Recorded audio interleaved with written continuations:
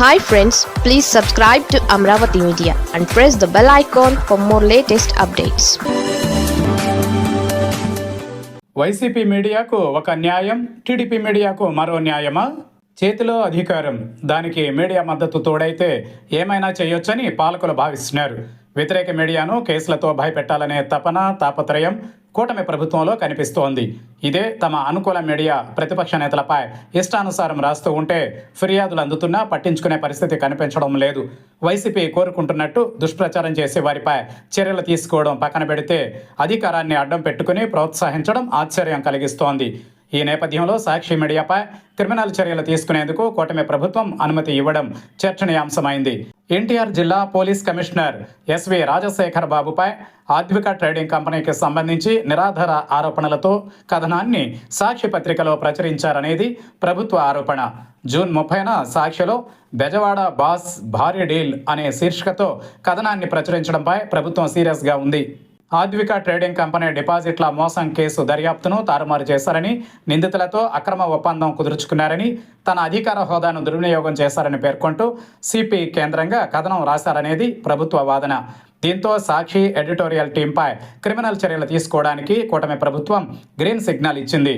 Vijayawada commissioner మాత్రమే కాదు, ఎవరిపై అయినా ఎలాంటి ఆధారాలు లేకుండా తప్పుడు కథనాలు రాస్తే క్రిమినల్ చర్యలు తీసుకోవాల్సిందే. ఇందులో రెండవ మాటకు చోటు లేదు.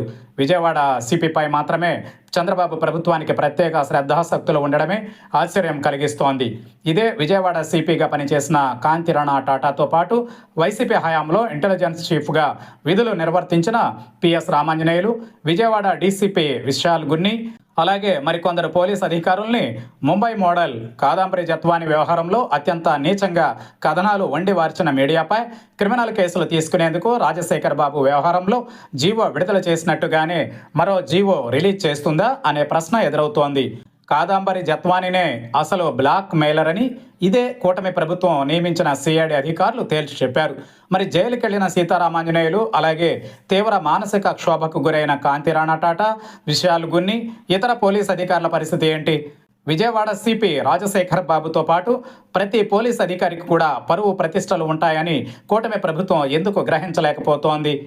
జత్వాని కేసు అడ్డం పెట్టుకుని నెలల తరబడి ముగ్గురు ఐపీఎస్ అధికారుల చుట్టూ నీచాతి నీచంగా టీవీ ఛానల్స్లో డిబేట్లు, అలాగే సొంత పత్రికలలో విషపురాతలు రాయడం కూటమి సర్కారుగా కమ్మగా ఉందా అనే ప్రశ్నకు సమాధానం చెప్పాల్సి ఉంటుంది.